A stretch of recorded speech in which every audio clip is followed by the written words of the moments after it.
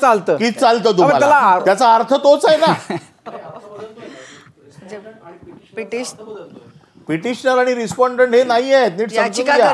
Petitioner आम्ही आहोत, respondent Eknath Shinde आहेत आणि हे जज आहेत. पण तिकडे जेव्हा हे वाचन झालं निकालाचं त्यावेळेला सुद्धा त्यांना संबोधन करताना अॅक्युज्ड असं संबोधन केलेलं नाहीये. मी एक उदाहरण तुम्हाला दिलं, अॅक्युज आणखीन अॅक्युज आणि आरोपी, पिटिशनर आणि रिस्पॉन्डंट. याच्यामध्ये ते पिटिशनर आणि रिस्पॉन्डंट नाही आहेत. पिटिशनर आम्ही आहोत, रिस्पॉन्डंट ते आहेत. पण त्यांना शब्दाचा अर्थ मराठीत वेगळा लागतो, तुमच्या भावना आणि इंग्लिशमध्ये वेगळा लागतो. भावना तर तीव्र असायलाच पाहिजे. भावना तीव्र आहेत त्यामुळे तुम्ही त्यांना आरोपी म्हणू शकता, पण ते रिस्पॉन्डंट. आम्ही तर गद्दारच म्हणतो, आम्ही आरोपी म्हणतच नाही. परबजी, एक खूप मोठा प्रश्न आहे जो कायम महाराष्ट्राला हे सगळं सुरू झाल्यापासून पडलाय की इलेक्शन कमिशननी पक्ष एकनाथ शिंदेंचा आहे हे मान्य केलंय. परवा आता लवाद म्हणू आपण, लवादनी दिलेल्या निर्णयाने सुद्धा आता हे मान्य झालंय की एकनाथ शिंदेंचा पक्ष.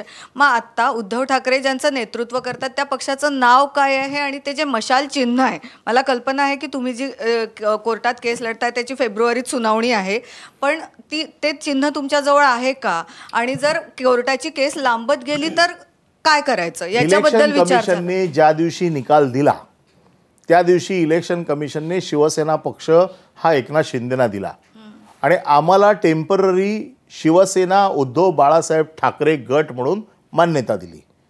ती दिली. पुण्याची निवडणूक होती आणि अंधेरीची निवडणूक होती त्याच्यासाठी. त्याच्यानंतर आमचं ते स्टेटस त्यांनी कंटिन्यू केलं. आजही ते स्टेटस आमचं कंटिन्यू आहे.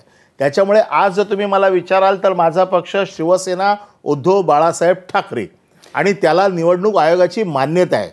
त्यामुळे लोकांच्या मनात किंवा आजच्या पेपरमध्ये बातम्या आहेत की त्या पक्षाचाच व्हीप ह्यांना लागणार, असं काही नाही आहे. आमच्या पक्षाचा अधिकृत व्हीप असेल, अधिकृत व्हीप आमच्या पक्षाच्या आमदारांना लागेल, त्यांच्या पक्षाला त्यांच्या पक्षाचा जो व्हीप असेल तो लागेल. माझा कट्ट्यावर वेळ झाली एका छोट्याशा ब्रेकची, लगेचच परत येणार आहोत.